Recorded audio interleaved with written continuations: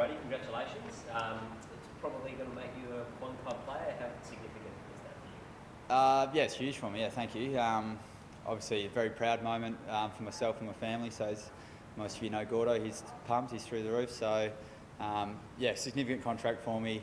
Takes me to 32. So, hopefully, I can squeeze another one or two out. But yeah, more than likely, one club player, which from day one I always wanted to be. I've grown up in the area. I love the footy club. They gave me my opportunity. So. They've showed a bit of faith in me, and I'll repay that by hopefully staying a one-club player. So, yeah, a big contract for me and a very proud moment. When did the talk start? When did the talk start? Was it quick or was it pretty straightforward? Yeah, pretty straightforward. They've been ongoing, and as I said, I've been at the club, since day one, and I've lived in the area, so I'm very keen to stay here and build my life around this footy club and stay in the area. So, pretty straightforward contract, and obviously very happy to get myself to 32, which would be great for me. Did you have to, at some stage before all this, did you sit down and think, this could be some other options for other places? Can you imagine yourself playing in a race? No, I couldn't. I guess when you look into the contracts sort of things, obviously it's been a tough couple of years, but I've always been in contracts, so it was never really a thing where I could look into, I guess. And if I ever did, I can't see myself leaving the footy club. As I said, I love being here, and it's been my whole adult life, it's been in this footy club, and especially at the moment. Last year was a really tough year, but I love the way the young guys really worked hard to turn the season around, and it showed me that we're on the right path, and we're building that winning culture, and there's going to be some success here, so that's what I'm looking forward to in the next few years. Was that a consideration at all, Brodie, because it might be a bit of short-term pain, and obviously you're getting closer to the end? Did you think about going to a club that's maybe in the premiership window, so to speak, or that didn't come? No, obviously you think about success, and especially as you alluded to, at my age, I want to be playing, finals footy. I want to be contending for premierships, and as I said last year, I saw that we've got something in this group that the guys want to work hard and turn this around. And I know there's a lot of hard work in front of us, but I've got that 3 or 4 year deal, and we're going to have a bit of inconsistency, I think, this year. But the guys are really working hard, and we've done a lot of work in the off season. We've had PBs coming back, so the guys have really put the work in this prioritising others that we're focusing on. I can really see that shining through, and this young group, I think, is going to achieve something special and gives me a chance to be part of that success. I think there's a few that are still out, like Land, Crouch, Duday, as there always are, but you sort of say to them, hey boys, follow my lead. Yeah, I hope I put the pressure on them now. So, but we've been talking to those boys, and obviously you mentioned some key names there that they're keen to lock down, and I know they're in a similar boat to me, and they're really loving the footy club and what the young guys are bringing to us older guys now, and so I'm sure that hopefully they'll follow my lead pretty soon. Right, leadership. So you're keen to play finals footy, and you think about it at your age. Does that mean that you think that this group's quite close? I definitely think we're going to improve rapidly. Yeah, we've, as I said last year, the first half of the year we were in a pretty bad spot. We're getting flogged weekly, and the spirit of the group and the culture of the group is still really strong, and that's what I believe is going to take us forward. And as I said, they were willing to put in the hard work during the season to be able to turn it around in the second half.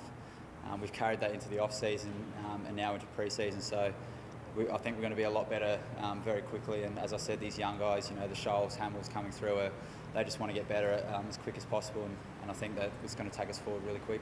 I know you want to win 22 games and go on and win the flag, and you're a realist. You've always been quite good at managing your expectations. Where do you think that is for the Crows this year? Do you push for that 8? I don't think we put an expectation on it. I think we're more focused on the way we want to play footy, and as I said, we were very consistent last year, and there's still going to be a little bit this year. But if we play a brand that we want to play, that's going to excite the fans, and the fans can be really proud of, and we walk off with our heads up, knowing that we've given everything and played the way we want to play. I think that's the focus going forward this year, and obviously that's going to win us some games of footy, and we're going to lose some games of footy. But as I said, the improvement's going to be rapid with the attitude of the group at the moment and the culture we're building.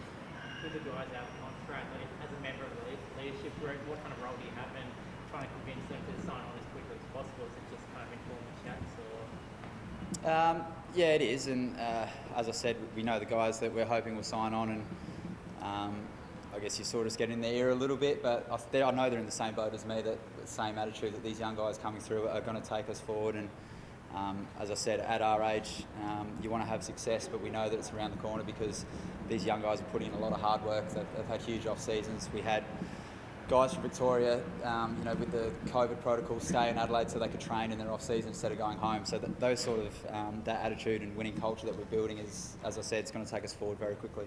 I think Fish obviously was doing it pretty hard on pre-season, flying it out, which can happen.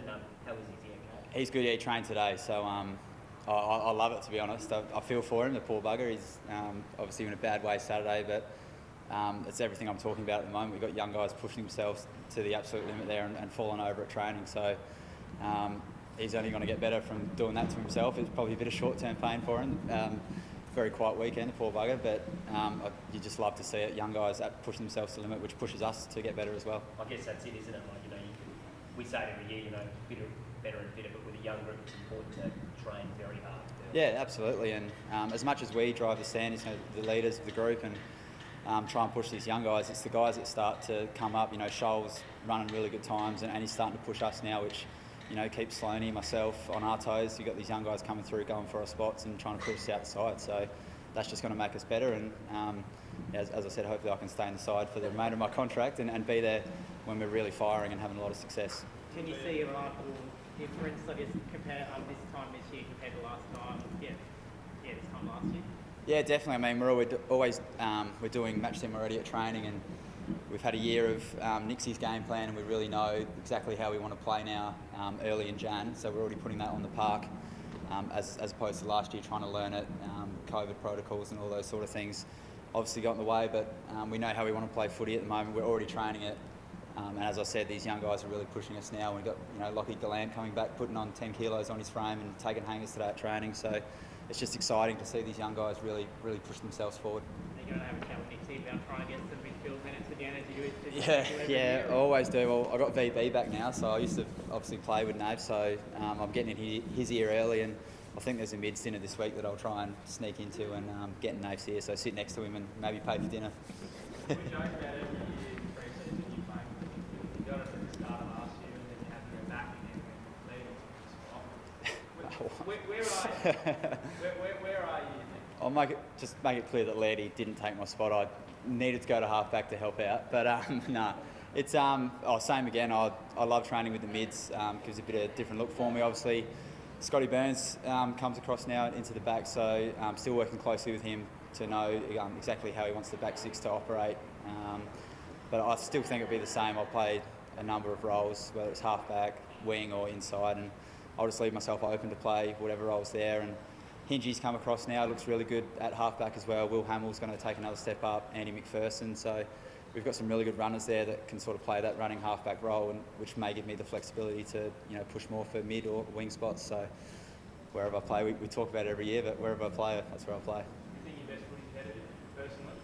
Yeah, I hope so. I feel like my last 2 years, especially coming off my knee, I feel like I've played my best 2 years of footy, and as you said, it's a bit of mid footy as well that I haven't really had the opportunity throughout my career, so I'm really hoping to, as you say, get that opportunity to play in the midfield, and I think I've got a bit to offer in there. So whether the next few years is that sort of, playing a number of roles, whatever the team needs, or whether I can really push for that midfield spot, wait and see, but I'll try my best to get in there, kick Lairdy out. Brodie, you talked about rapid improvement.